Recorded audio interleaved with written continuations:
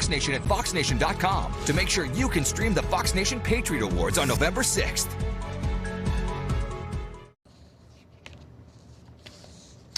Well, California was once the greatest place in the world. It had the best quality of life on planet Earth. And now the state is regressing to really a state before the Industrial Revolution. Wildfires are ravaging it right now, and that's happening partly thanks to the decayed infrastructure of the utility giant PG&E, Pacific Gas and Electric. In an effort to stop wildfires, PG&E has been cutting off power to millions of people. The company can't keep the lights on or keep track of the quality of its infrastructure, but is very good at impressing California's left-wing politicians. The company keeps, by contrast, precise data on the skin color of its employees and how many of their supplies come from diverse or LGBTQ suppliers. It has made big donations to Gavin Newsom's gubernatorial campaign. So state leaders haven't minded too much as the state reverts back to essentially the Middle Ages, on fire with no electricity. Dave Rubin lives in the state of California. He hosts the Rubin Report on YouTube, which requires electricity, and he joins us tonight. So, Dave, thanks so much for coming on.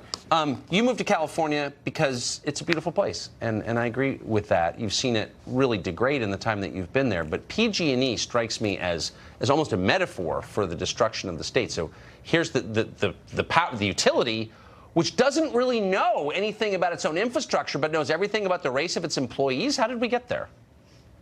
It's just unbelievable. Look, I've been in LA. I'm in LA right now. I live about a minute away from one of the big fires that's still going. I have friends that are evacuated. Los Angeles, putting politics aside, in Southern California, might be the most beautiful part of the United States. Yes. The problem right now is that everything from academia to public utilities to politics, everything that goes woke, that buys into this ridiculous progressive ideology, that cares about what contractors are LGBT or how many black firemen we have or white this or Asian that, everything that goes that road eventually breaks down. It is not how freedom is supposed to operate. What is supposed to happen, Tucker, imagine if your house was on fire. Would you care what the public utility or what the fire company, what contractor they brought in, what gender or sexuality or any of those things he or she was? I mean, it's just absolutely ridiculous. Who would care? And right now we've got a that? situation.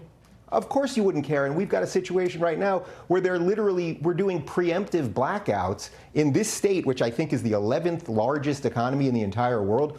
We do preemptive blackouts because they don't want to put too much pressure on the grid. I mean, try to imagine the absurdity of what's going on here. And I hate to tell you, but we just don't have enough clear thinking, say, more libertarian or conservative-minded people in California to fight what the progressives are doing to the state. But if you can't keep the lights on and you can't keep the place from burning down, you've reached the point where there's no kind of lying about it anymore. Like, it's fallen apart. It's a disaster. It's not civilized anymore.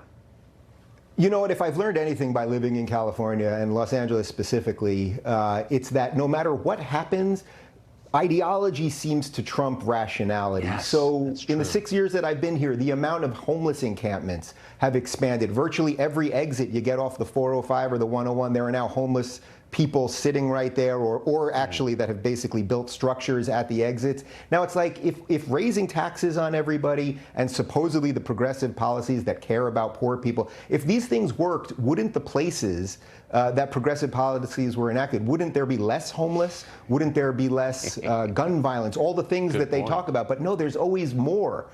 This is not a coincidence. These policies don't work.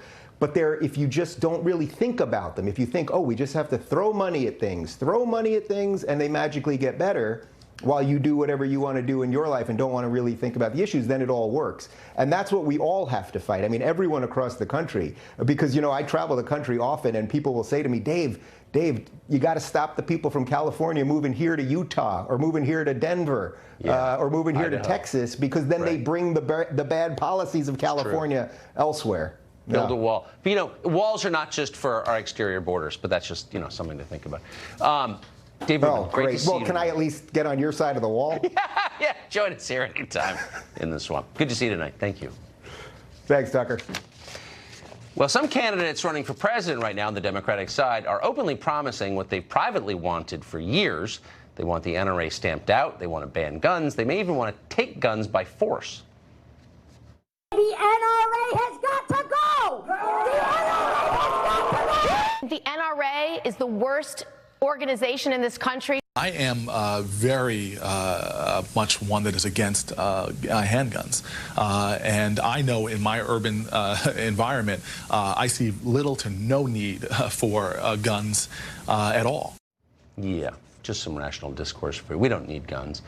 Well, of course, we need guns. You're not allowed to have guns. That's the attitude. Wealthy liberals obviously hire bodyguards or hide themselves away in safe gated neighborhoods. But what about people who can't afford to do that? What would gun bans mean for people who live in, say, Detroit, Michigan? Well, this show went to Detroit to investigate that very question, and here's what we found. My name is Elena Gonville, and I live in the city of Detroit.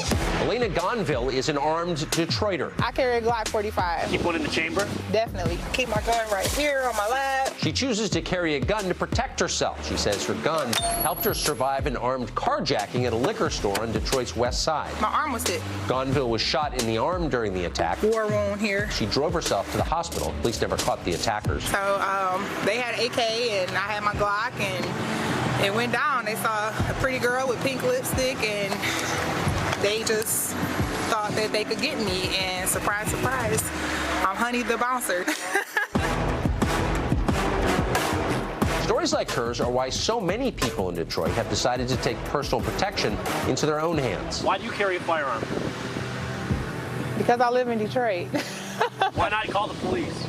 Sometimes it takes a while. Hey, how you doing? Detroit's chief of police, James Craig, agrees. It only takes a minute or less for violence to happen, and it's over. And that's why Craig strongly supports the right to carry. If a citizen is armed, they have a better opportunity of staying alive than if they weren't.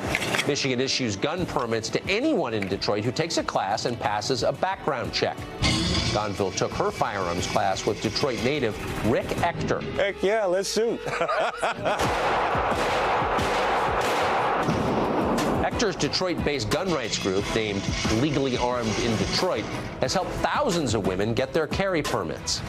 We have a growing number of women here in Metro Detroit who are learning more about firearms and what it takes to defend themselves. Do you recommend that law-abiding citizens go out and get that permit? If they're law-abiding, they get the training, absolutely. I've particularly found interest in going to classes that are all female, who support carrying concealed weapons. The number of permits has surged. In Wayne County, Michigan, where Detroit is located, nearly 1 in every 10 people has a carry permit. We have professionals, we have house moms, we have people who are just everyday normal citizens. When criminals prey and look for victims, they're usually looking for those who they believe are defenseless. We're talking about women. We're talking about the elderly. There's always going to be crime. There's always going to be, you know, they say the devil came to steal, kill, and destroy, and he's not going nowhere. What would happen if the government made it illegal to carry a gun? People would still carry. My dad always says, I'd rather be judged by 12 than carried by 6. Is that how it goes? So, I mean, That's how it goes. Elena Gonville is hardly alone. Part 2 of our series on being legally armed in the city of Detroit airs tomorrow night. Good luck to Beto trying to take those guns away. Well, instead of focusing on actual skills, which are suspect, Seattle's public schools want to teach kids that math is racist. That's right, math is racist. Whatever happened to education? Good question. Sad story. We've got details after the break.